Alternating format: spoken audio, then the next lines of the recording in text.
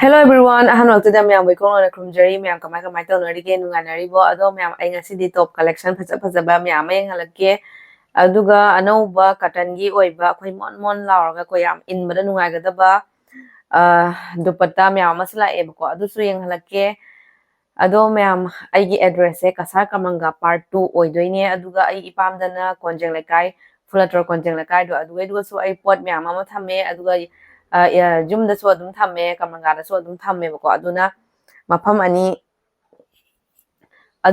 ani da adum thame mayam aduga aigi anauba Instagram page ama su hangjarabani anti enterprises haina asigai siga changaga follow tawbira o matam gi oiba furit to phajaba collection mayam ama thangajarake aduga matam da su adum give away tawgani bako aduna follow tawsanbira o aduga mayam aigi business se ahan ba hogolakpanina mi singna so adum yamna khangna bako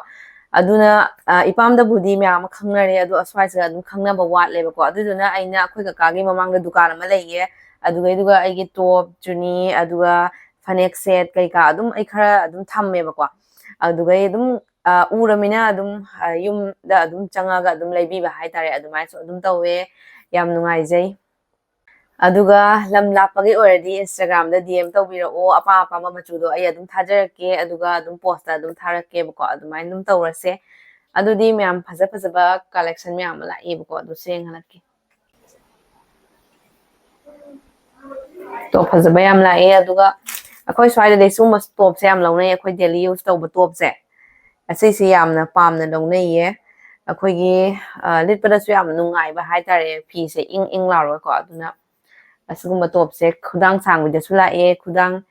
ten bida sula e light se ngana lake aduga khoi smai da top ta la e khudang khara sang ba khoi gi winter changa banina smaina khara sang ba se dum pa me ba ko mi singna aduga khoi gi yamna su tha da ba aduga yamna su pa da ba sumba sol se la e sumba se su yamna pamna ye phi se yamna khoi yam sop oi ba phi do ne ba ko aduna yam pamna hai ba tare asugumba su mayam la e ado mayam ai Instagram da oina phajana thangajarake ba ko aduna Instagram changa follow tawbira o aduga matam da ai give away so adum tawthorakani aduna mayam na chu adum sarug yabiyo like share subscribe tawbiramo ai channel asibu mayam na nungsibiduna mayam ngasidi nong chu piti taye weather se am sathina nungai ba hai ba tare ado ai mapan da yengalake ba ko khoi kai dukan do hojik pudi pung 12 tare aduna thong lon khare se khoi kai dukan ni green color gi gate oi se yaro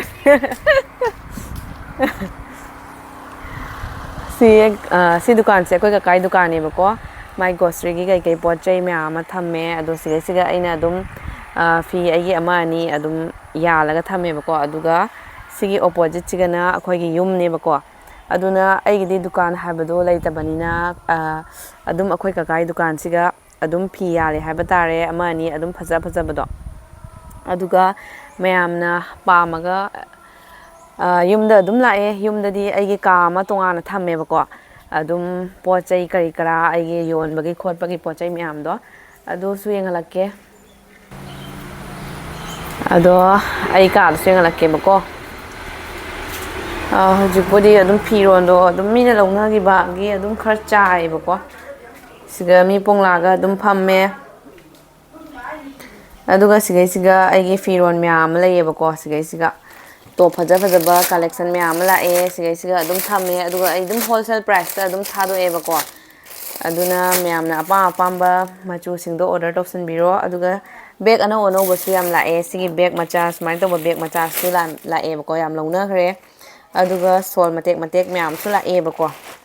ado smaina adum asugumba bag su la kani sum red color gi bag se sugumba da achauba macha loi la e bako ado mayam ai Instagram da adum hapjarake mayam adum changaga DM tawbiro phiron mayam se mayam thamam khotpam haidi upu ama kai ama leitabagi adum asmana thuppa thuppa ga adum thamme haiba tare adum phi yengba haidana ko adum ama yengbanina adum khara chaire ba ko aduna amuk aina amuk thupchalaga rangbara packing hapchalaga amuk thammine ba ko asisu thabak amane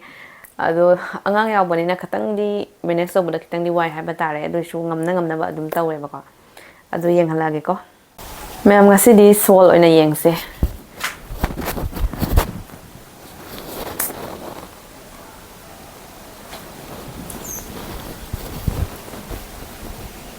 asmain tawbada machu mong mayam lakani ba ko inbada su yam nungai se aduga siga am leire sigi machu su yam sathina phajabane ilaga yam lembane ba ko ado mayam ai mathang ai Instagram page oina hapjarage aduga oina changaga yengbiro aduga DM tawbiro aduga mayam kuiroi numin mari ni mangani da adum yumda adum yawrakani ba ko aduga khoi Lakpiro area khoi Cachar Kamranga swai area oirdi adum no manini da adum yumda adum yawrakani ba ko aduna yumda laga yenga lawbana hena khudong chabadi phangani ba ko adum alaiba apa adum yenga adum lawbiba yagani aduga Instagram da su thangachare Instagram da su dugai apa makhalaga adum order tawsanbiro aduga akhoi swaina po oirasu adum home delivery adum tawjage ba ko lakpa khudong chadraga su adum home delivery tawjage adu apa select tawbiro aduga order tawsanbiro mayam si cotton gi dupatta siga machu mong mayam lae ado hojik ai ama anita adum yenghanjarake ba ko asigi machu singse yam satina phajabane ba ko asigi dupatta singsegi machu singse su loi mak phajaye aduna yang no order tawsanbiro mayami na su yam pamna ba phida do oye ba ko phi su yam chawraga khoi gi Cachar da di dum phanek da khoi sari dumaina dum injan ba do adu do chatnaye ba ko aduna phi su yam chawe inbada su yam nungai ne ba ko aduga pure cotton oibanina amuk hena su nungai do adudi mayam ngasigi di kainer se bye bye take care mayam nungai na leibiyo ado ai Instagram page ta follow to ba ka bigano mayam